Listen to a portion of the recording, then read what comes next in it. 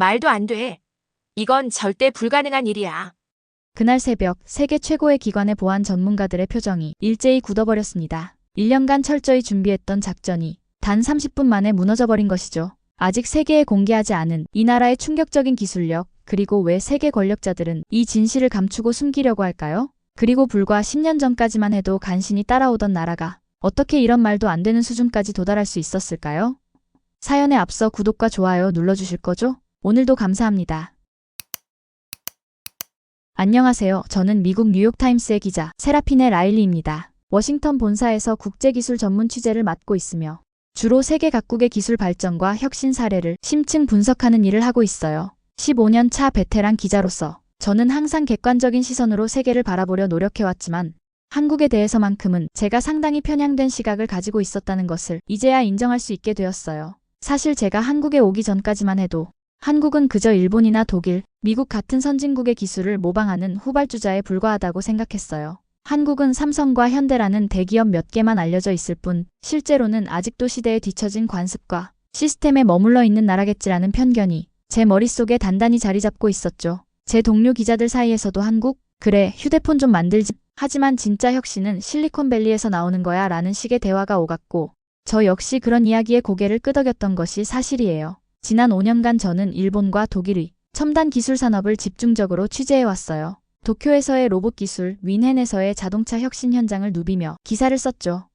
그러면서 자연스럽게 진정한 기술 강국은 오랜 전통과 장인 정신을 가진 이런 나라들이지 한국 같은 신생산업 국가가 아니다라는 생각이 더욱 강화되었던 것 같아요. 심지어 제가 3년 전에 쓴 기사 중에는 한국의 기술 발전은 겉으로는 화려해 보이지만 실질적인 원천 기술은 부족하다라는 도발적인 제목의 칼럼도 있었어요. 지금 생각하면 정말 부끄러운 일이지만 당시에는 그것이 객관적 사실이라고 믿었으니까요. 그런 제가 한국을 직접 취재하게 된 계기는 다소 뜻밖이었어요. 편집장님이 갑자기 저를 불러 세라핀에 이번에는 한국의 국산화 기술 전략을 심층 취재해보지 않겠나?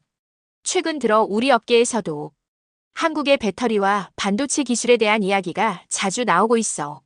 라고 제안하셨을 때 솔직히 내심 또 따라한 기술에 대한 취재인가라고 생각했어요. 하지만 프로기자로서의 책임감으로 그 제안을 받아들였죠. 서울행 비행기를 타기 전날 밤 저는 한국에 대한 기본 정보를 검색하며 머릿속으로 이미 기사의 윤곽을 그리고 있었어요. 한국의 기술 성장했지만 여전히 한계에 직면하다 같은 제목이 떠올랐죠. 그만큼 제 안에는 한국에 대한 선입견이 깊게 자리 잡고 있었어요. 심지어 비행기 안에서도 옆자리에 앉은 미국인 사업가와 대화를 하다 한국은 아시아의 작은 나라지만 그래도 열심히 따라오려고 노력하는 것 같아요 라는 말을 아무렇지도 않게 했으니까요. 인천국제공항에 도착한 순간 제 예상은 조금씩 빗나가기 시작했어요. 놀랍도록 효율적인 입국 시스템, 첨단 무인 시설들, 그리고 공항 곳곳에 설치된 혁신적인 스마트 기기들이 눈에 들어왔거든요. 입국장에서 만난 70대로 보이는 할아버지께서 손주와 화상통화를 하며 할아버지 도착했어. 이제 곧 나갈게. 라고 말씀하시는 모습을 보며 이건 내가 상상했던 한국의 모습이 아닌데? 라는 생각이 순간적으로 스쳐 지나갔죠. 하지만 여전히 제 마음 한구석에는 이런 것들은 모두 겉모습에 불과해 실제 기술력은 어떨지 두고 봐야지라는 의심이 자리 잡고 있었어요. 서울 시내로 들어서는 공항철도에서 바라본 도시의 모습은 또 다른 충격이었어요. 빽빽하게 들어선 마천루들 사이로 녹지 공간이 조화롭게 어우러져 있었고 첨단 광고판들이 도시 곳곳에 설치되어 있었죠. 강남역에 도착했을 때는 지하철역 안에 설치된 디지털 안내판과 쇼핑 시스템을 보고 놀라지 않을 수 없었어요. 6, 70대로 보이는 어르신들도 교통카드를 자연스럽게 찍고 휴대폰으로 무언가를 주문하는 모습이 인상적이었어요. 승객들이 스마트폰으로 스캔하고 주문하는 모습이 너무나 자연스러웠거든요. 미국에서도 이런 모습은 쉽게 볼 수 없었어요. 호텔에 체크인한 후 저는 취재 일정을 검토하며 다시 한번 생각에 잠겼어요. 한국은 정말 내가 알고 있던 그 나라가 맞을까? 그러나 오랜 기자 생활 동안 굳어진 선입견은 쉽게 바뀌지 않았어요. 아마도 서울만 이렇게 발전했을 거야. 지방은 여전히 낙후되어 있겠지. 게다가 이런 기술들도 대부분 해외에서 수입해온 것일 테고. 다음날 아침 저는 첫 취재지인 코엑스에서 열리는 국제기술 전시회로 향했어요. 강남의 번화가를 지나가는 동안 거리 곳곳에 설치된 스마트 신호등과 디지털 안내판이 눈에 들어왔어요. 택시 기사님은 자랑스럽게 말씀하셨죠. 외국에서 오셨어요? 우리나라가 많이 발전했지요? 제가 운전을 시작했던 80년대만 해도 서울 시내는 지금과 완전히 달랐어요. 요즘은 손주들이 스마트폰으로 택시도 부르고 은행도 안 가고 돈을 보내는 걸 보면 정말 세상이 달라졌다니까요. 그 말씀을 들으며 저는 공손하게 미소 지었지만 속으로는 과연 그럴까? 정말 세계 최고 수준일까? 라는 의구심을 품고 있었어요. 제 머릿속에는 여전히 한국의 기술은 결국 선진국의 기술을 약간 개량한 수준에 불과할 것이라는 고정관념이 자리 잡고 있었으니까요. 코엑스에 도착해서 제가 가장 먼저 방문한 곳은 한국의 최신 배터리 기술을 소개하는 부스였어요. 그곳에서 저는 배터리 연구의 최전선에 있는 이유진 박사를 만나게 되었죠. 30대 중반으로 보이는 젊은 여성 연구원이었는데 그녀의 영어 실력은 미국인인 저를 놀라게 할 정도로 유창했어요. 기자님 반갑습니다. 저희 부스에 관심 가져주셔서 감사합니다. 미국의 기자분들은 보통 저희 한국 기술에 대해 많은 오해를 가지고 계시더라고요. 그녀의 첫마디에 저는 약간 당황했어요. 마치 제 생각을 읽기라도 한 것 같았으니까요. 오해라니요? 어떤 오해인가요? 저는 호기심을 숨기지 못하고 물었어요. 네, 많은 서구 언론들은 한국을 여전히 선진국을 따라가려고 발버둥치는 나라로 생각하시더라고요. 누군가의 기술을 빠르게 모방하는 나라로요. 하지만 실제로는 이미 10년 전부터 우리가 배터리 분야에서는 선두를 달리고 있어요. 우리 어머니 세대만 해도 외제 가전제품을 선호하셨는데 지금은 오히려 미국이나 유럽 사람들이 우리 제품을 찾아 사가죠. 유진 박사는 자신감 넘치는 목소리로 설명을 이어갔어요. 그녀는 한국의 배터리 기술이 어떻게 세계 시장의 40% 이상을 차지하게 되었는지, 그리고 왜 세계적인 전기차 회사들이 한국 배터리를 선호하는지에 대해 상세히 알려주었죠. 우리는 단순히 따라가지 않아요. 우리가 새로운 길을 만들고 있어요. 예를 들어 이 신형 전고체 배터리는 미국이나 일본에서도 아직 상용화하지 못한 기술이에요. 저희가 세계 최초로 상용화에 성공했죠. 이젠 외국 기업들이 우리 기술을 배우러 옵니다. 그녀의 말을 들으며 저는 제 노트에 빠르게 메모를 했어요. 그러면서도 내심 정말일까? 확인이 필요하겠군이라는 생각이 들었죠. 그만큼 한국 기술에 대한 불신이 제 안에 깊게 박혀 있었어요. 전시회를 둘러보면서 저는 다음 인터뷰 대상자인 민준 박사를 만나기 위해 방산기술 전시관으로 향했어요. 민준 박사는 한국의 국산 방산 시스템 개발을 이끌고 있는 권위 있는 전문가였죠. 그를 만나기 전 저는 한국의 방산 기술도 결국 미국이나 이스라엘 기술의 변형일 것이라는 선입견을 가지고 있었어요. 민준 박사와의 만남은 제 예상과는 전혀 달랐어요. 60대 중반으로 보이는 그는 정년을 앞둔 교수님 같은 모습이었지만 그의 이야기는 저를 완전히 사로잡았죠. 라일리 기자님, 아마 많은 미국인들은 한국이 기술적으로 미국에 의존하고 있다고 생각할 겁니다. 특히 방산 분야에서요. 하지만 그건 20년 전 이야기예요. 제가 젊었을 때만 해도 우리는 미군 장비를 들여와 쓰기만 했지만 지금 우리는 자체 레이더 시스템, 미사일 방어 체계를 개발해 수출까지 하고 있어요. 우리 아들 세대는 우리가 상상도 못했던 일들을 해내고 있지요. 그의 말에 저는 약간 불편함을 느꼈어요. 미국보다 앞서다니. 그건 좀 과장이 아닐까? 라는 생각이 들었거든요. 하지만 민준 박사는 차분하게 데이터와 실제 사례를 보여주며 자신의 주장을 뒷받침했어요. 우리가 위기의 순간마다 외부 의존을 버리고 스스로의 힘으로 혁신을 이루어내야 했습니다. 제가 대학생이던 70년대에는 미국산, 일본산 제품들이 우리 시장을 장악하고 있었어요. IMF 외환위기 때는 국민들이 금모으기 운동까지 했죠. 그런 위기를 겪으며 우리는 더 강해졌습니다. 요즘 젊은이들은 상상도 못할 일들이죠. 민준 박사의 설명을 들으며 저는 점점 제 생각이 흔들리고 있음을 느꼈어요. 그가 보여준 데이터와 증거들은 확실히 설득력이 있었거든요. 특히 한국이 반도체, 배터리, 디스플레이 등의 분야에서 이룬 성과는 제가 알고 있던 것보다 훨씬 더 인상적이었어요. 전시회를 나오면서 저는 우연히 한 스타트업 부스 앞에서 발걸음을 멈췄어요. K의료 솔루션이라는 이름의 그 회사는 인공지능 기반 의료 진단 시스템을 개발하고 있었죠. 부스에서 만난 젊은 CEO 김서준 씨는 열정적으로 자신들의 기술을 설명했어요. 저희 시스템은 현재 미국, 유럽의 유사 제품보다 정확도가 5% 이상 높아요. 이미 30개국에 수출하고 있고 세계보건기구에서도 인정받았죠. 특히 우리 부모님 세대가 많이 걱정하시는 치매나 심장병 같은 질환을 조기에 발견하는 데 큰 도움이 됩니다. 그의 자신감 넘치는 발언에 저는 약간의 의심을 품었지만 그가 보여준 임상 데이터와 국제 인증서들을 보고 나니 그의 말이 과장이 아님을 알 수 있었어요. 그날 저녁 호텔로 돌아와 취재 내용을 정리하면서 저는 많은 생각이 들었어요. 코엑스에서 만난 한국인들은 제가 가지고 있던 한국은 기술적으로 열등한 나라라는 편견과는 전혀 달랐거든요. 그들은 자신들의 기술과 성과에 대해 자부심을 가지고 있었고 그것을 뒷받침할 만한 증거도 충분히 가지고 있었어요. 하지만 여전히 제 마음 한구석에는 의심이 남아 있었어요. 어쩌면 코엑스에 모인 사람들은 한국 기술계의 엘리트들일 뿐 실제 현장은 다를 수도 있지 않을까?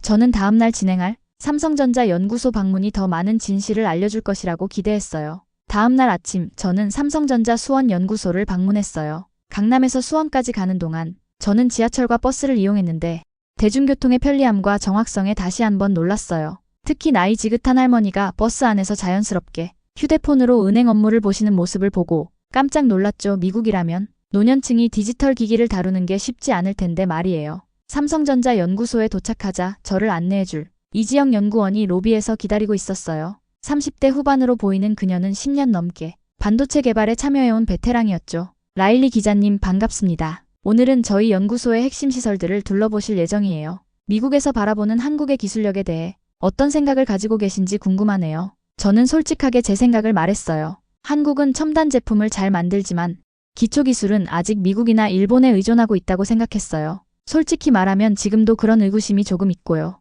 지영 연구원은 웃으며 말했어요. 많은 외국인들이 그렇게 생각해요. 하지만 오늘 투어가 끝나면 생각이 바뀌실 거예요. 30년 전 우리 부모님 세대는 일본 제품을 동경하셨어요. 미제 품질이 최고라고 생각하셨죠. 하지만 지금은 어때요? 오히려 외국인들이 한국 제품을 찾아요. 특히 우리 어머니 세대가 쓰시는 가전제품 중 상당수가 이제는 한국 제품이잖아요. 연구소 내부로 들어서자 저는 놀라움을 감출 수 없었어요. 청정실에서는 세계 최첨단 반도체 공정이 진행되고 있었고 연구원들은 최신 장비들을 다루며 바쁘게 움직이고 있었죠. 지영 연구원은 자랑스럽게 설명했어요. 이곳에서 개발된 기술로 만든 반도체는 현재 세계 시장 점유율 1위예요. 미국의 많은 기업들도 우리 반도체를 사용하고 있죠. 10년 전만 해도 우리가 일본을 따라잡을 수 있을 거라고 믿는 사람이 별로 없었어요. 하지만 지금은 많은 분야에서 우리가 앞서 나가고 있어요. 놀랍게도 그녀의 말은 과장이 아니었어요. 제가 직접 본 기술 수준과 생산 공정은 확실히 세계 최고 수준이었으니까요.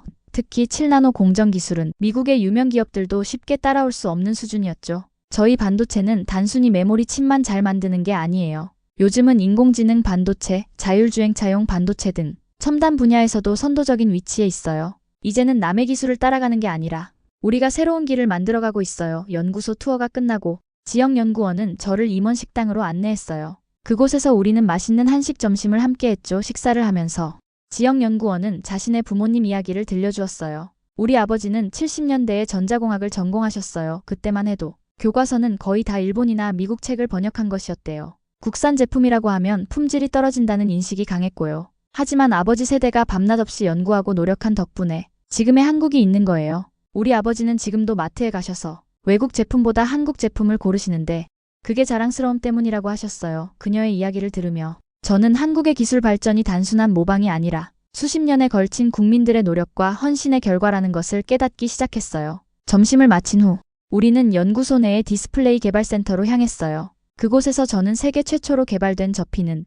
디스플레이 기술을 직접 볼 수 있었죠. 센터장인 박민호 박사는 40년 넘게 디스플레이 연구에 몸담아온 원로였어요. 제가 이 분야를 시작했을 때는 한국에 제대로 된 연구시설도 없었어요. 브라운관 TV를 생산하는 것도 어려웠죠. 그런데 지금은 어떤가요? 세계 어디를 가도 한국의 디스플레이 기술을 따라올 나라가 없어요. 이게 다 우리 국민들이 포기하지 않고 도전한 결과예요. 박 박사님의 말씀은 진심이 느껴졌어요. 그분의 눈빛에서 수십 년간의 열정과 자부심이 느껴졌거든요. 예전에는 우리 장비들이 고장나면 외국 기술자들을 불러야 했어요. 하지만 지금은 오히려 외국 기업들이 우리 기술을 배우러 옵니다. 젊은 시절 일본에 연수를 갔을 때는 정말 부럽고 미웠어요. 그들의 기술력, 자부심하지만 이제는 달라졌어요. 지금은 우리가 세계를 이끌고 있으니까요. 연구소 방문을 마치고 나오면서 저는 제가 가지고 있던 한국에 대한 인식이 크게 바뀌고 있음을 느꼈어요. 모방이라는 단어는 더 이상 한국 기술을 설명하는 데 적합하지 않았죠. 오히려 혁신이라는 표현이 더 맞는 것 같았어요.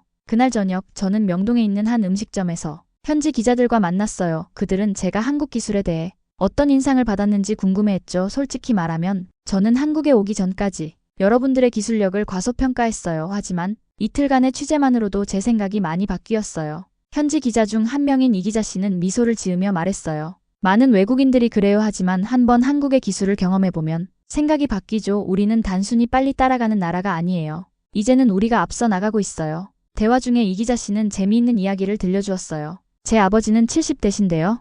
예전에는 메이드 인 코리아라는 말만 들어도 품질이 안 좋다고 생각하셨대요. 그런데 요즘은 오히려 한국산이 아니면 안 쓰신다고 해요. 특히 가전제품이나 스마트폰은요. 한 번은 제 아버지가 독일 관광 중에 한국인 관광객들에게 둘러싸인 독일 노인들이 한국 제품에 대해 물어보는 모습을 보고 너무 자랑스러웠다고 하셨어요. 그날 밤 호텔로 돌아와 하루 동안의 경험을 정리하면서 저는 깊은 생각에 잠겼어요. 분명 제가 직접 본 한국의 기술력은 세계 최고 수준이었고 단순한 모방이 아닌 진정한 혁신의 현장이었거든요. 하지만 여전히 제 마음 한구석에는 의문이 남아 있었어요. 그렇다면 왜 서구에서는 여전히 한국을 기술 추격자로 인식하는 걸까? 왜 나 같은 기자들조차 한국의 진정한 모습을 알지 못하는 걸까? 이런 생각을 하며 저는 내일 있을 현대자동차 울산 공장 방문을 기대하게 되었어요. 과연 자동차 산업에서도 한국의 혁신을 볼 수 있을지 궁금했거든요. 다음 날 저는 현대자동차 울산 공장을 방문했어요. 울산으로 가는 기차 안에서도 한국의 시골 풍경은 제가 예상했던 낙후된 모습과는 달랐어요. 깔끔한 도로와 현대적인 시설들이 눈에 띄었거든요. 농촌 마을에서도 어르신들이 스마트폰을 사용하는 모습이 보였어요. 울산에 도착해 택시를 탔는데 70대로 보이는 기사님은 자랑스럽게 말씀하셨어요. 여기가 우리나라 산업의 심장부예요. 제가 젊었을 때인 70년대에는 이곳이 그저 작은 어촌이었어요. 그런데 지금은 보세요. 세계적인 공업도시가 되었잖아요. 저희 세대는 정말 한국이 이렇게 발전할 줄 몰랐어요. 지금은 우리 아들도 현대에서 일하고 있어요. 공장에서 저를 맞이한 김민석 책임연구원은 40대 초반으로 자율주행 시스템 개발팀장이었어요. 그는 먼저 로봇들이 자동차를 조립하는 생산 라인을 보여주었는데 완전 자동화된 스마트 팩토리 시스템이 인상적이었어요. 우리 부모님 세대는 이런 걸 상상도 못하셨을 거예요. 자동차를 만드는 건 한때 힘든 육체노동이었으니까요. 제 아버지도 이 공장에서 30년간 일하셨는데 그때는 손으로 직접 하는 작업이 많았다고 해요. 김 연구원의 설명이 이어졌어요. 이어서 우리는 자율주행차 테스트 트랙으로 향했어요. 김 연구원은 핸들에서 손을 떼고 자율주행 모드를 켰고 차는 스스로 움직이며 장애물을 피하고 신호를 인식했어요. 정말 놀라웠죠. 많은 외국인들이 한국의 자율주행 기술을 과소평가해요. 하지만 저희는 이미 레벨 3 자율주행을 상용화했고 곧 레벨 4도 출시할 예정이에요. 이 분야에서는 미국의 몇몇 기업들만이 저희와 경쟁할 수 있어요. 테스트를 마치고 우리는 공장 내 핵심 시설인 정밀 로봇 제어 센터로 향했어요. 그런데 센터에 들어서자마자 갑자기 경고음이 울리고 모니터들이 깜빡이기 시작했어요. 시스템 오류 발생. 백업 전원으로 전환합니다. 자동 안내 방송이 나왔어요. 곧 박종현 센터장이 나타났어요. 60대로 보이는 그는 침착하게 상황을 설명했어요. 지금 해킹 공격을 받고 있어요. 3공장 로봇들이 통제 불능 상태가 됐습니다. 직원들이 위험해요. 대형 스크린에서는 로봇 팔들이 불규칙하게 움직이는 모습이 보였고 한 여성 직원이 로봇과 벽 사이에 갇혀 있었어요. 제가 놀란 표정을 짓자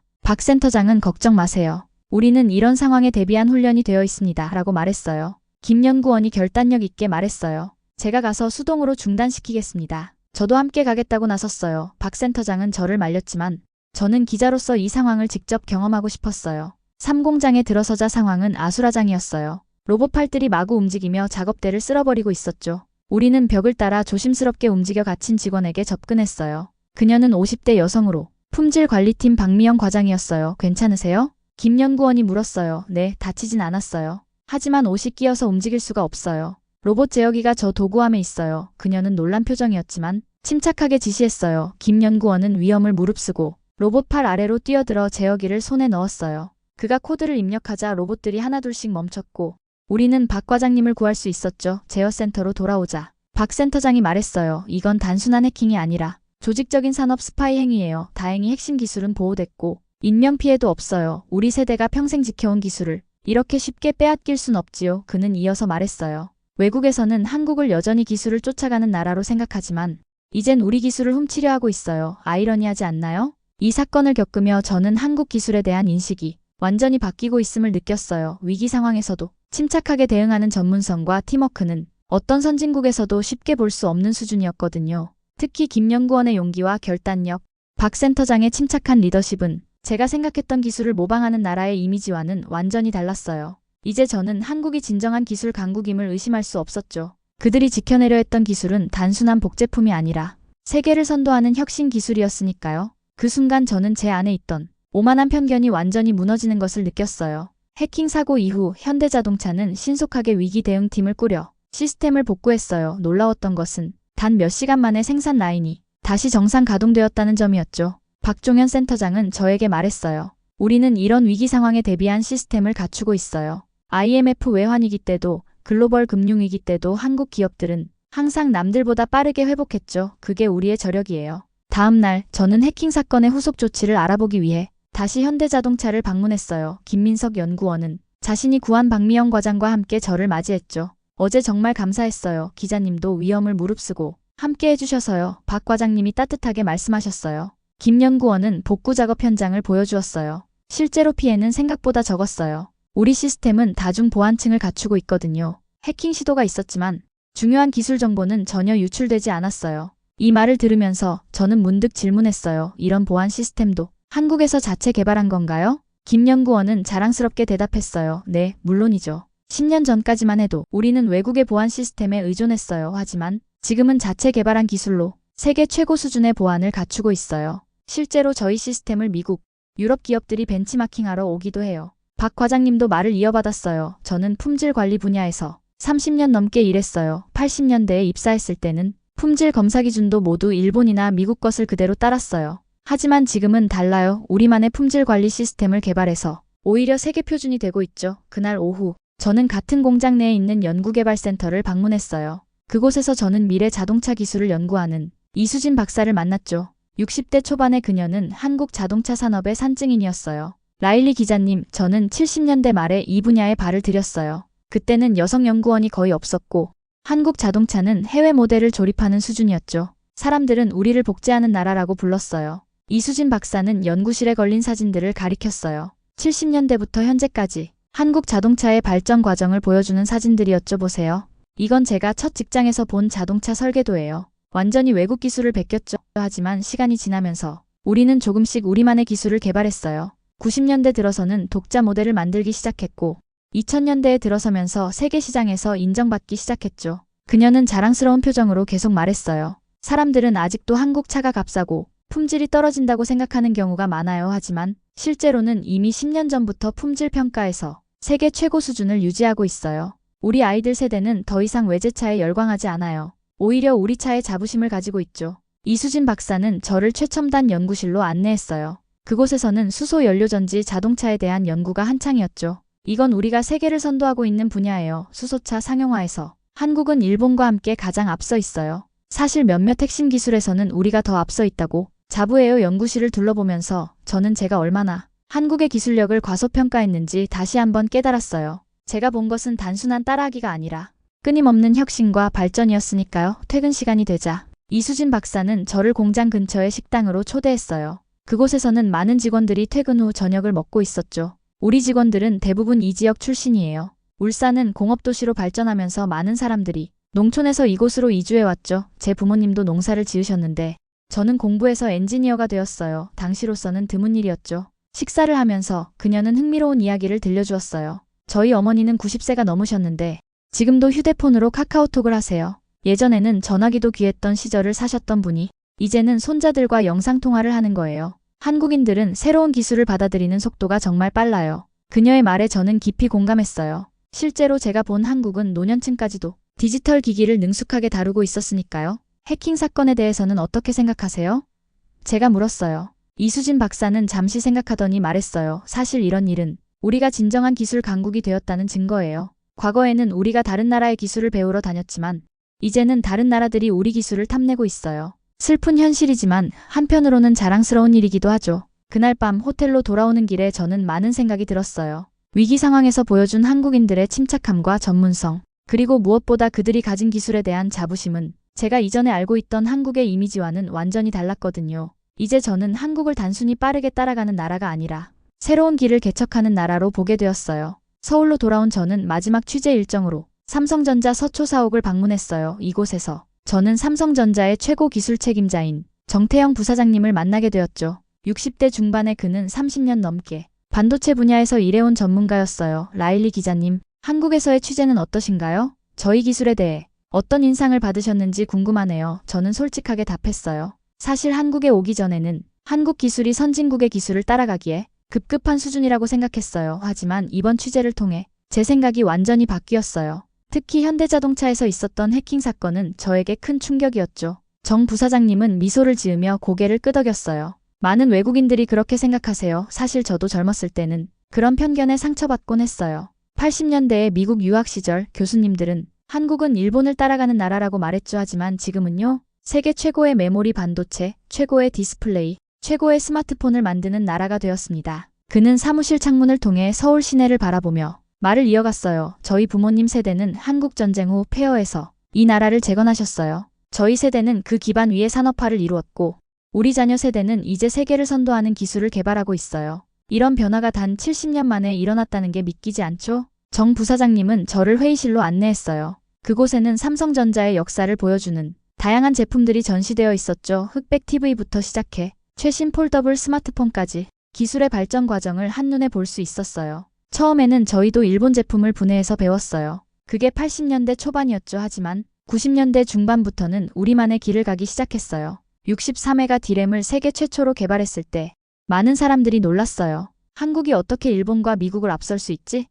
라고요. 하지만 그건 시작에 불과했죠. 그의 말을 들으며 저는 지난 2주간의 취재를 통해 보고 들은 모든 것들이 떠올랐어요. 코엑스에서 만난 배터리 연구원 유진 박사, 현대자동차의 김민석 연구원, 그리고 이수진 박사까지 그들 모두가 한국 기술의 자부심과 열정을 보여주었죠. 정 부사장님, 한국이 이렇게 짧은 시간에 기술 강국이 될 수 있었던 비결이 뭐라고 생각하세요? 그는 잠시 생각하더니 대답했어요. 위기를 기회로 바꾸는 능력이라고 생각해요. 우리는 자원도 넓은 땅도 없었어요. 오직 사람뿐이었죠. 그래서 교육에 모든 것을 걸었고 어려운 상황에서도 연구개발 투자를 줄이지 않았어요. IMF 외환위기 때도 글로벌 금융위기 때도 R&D 투자만큼은 오히려 늘렸죠. 그의 말이 계속 이어졌어요. 무엇보다 중요한 건 빨리 따라가자는 마음에서 새로운 길을 만들자는 마음으로 바뀐 거예요. 우리 아버지 세대는 일본처럼 되자고 했지만 우리 세대는 우리만의 길을 가자고 했어요. 그리고 지금 젊은이들은 세계를 이끌자고 하고 있죠. 인터뷰를 마치고 나오면서 저는 정 부사장님에게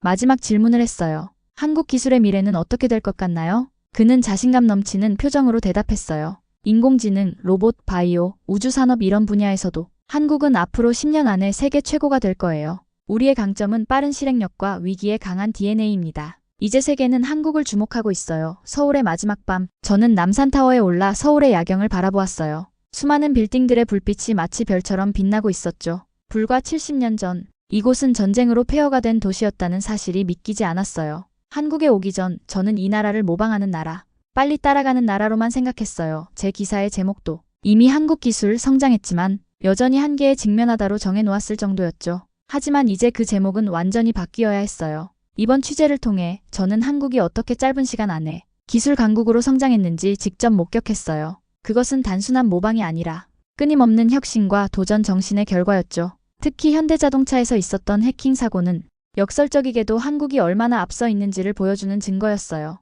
더 이상 기술을 가르쳐주던 나라들이 이제는 한국의 기술을 탐내게 된 것이니까요. 무엇보다 인상 깊었던 것은 모든 세대가 각자의 역할을 다하며 국가 발전에 기여했다는 점이었어요. 전쟁의 폐허에서 나라를 재건한 노년층, 산업화를 이룬 중장년층, 그리고 이제 세계를 선도하는 젊은 세대까지 모두가 자신의 시대에 최선을 다했죠. 뉴욕에 돌아가면 저는 새로운 기사를 쓸 거예요. 한국 모방자에서 혁신자로 세계를 이끄는 기술 강국의 탄생이라는 제목으로요.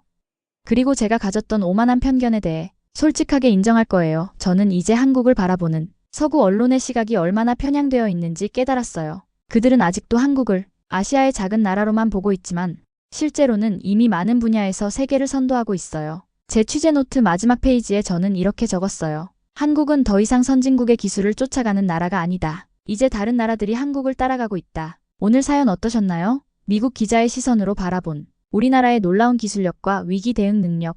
정말 감동적이지 않으셨나요? 한때 그저 따라하는 나라라고 무시당했던 우리가 이제는 세계가 우리 기술을 훔치려 할 정도로 발전했다니 한국인으로서 정말 자랑스럽습니다. 기성세대의 헌신과 노력이 있었기에 오늘의 대한민국이 있다는 걸 다시 한번 느끼게 되네요.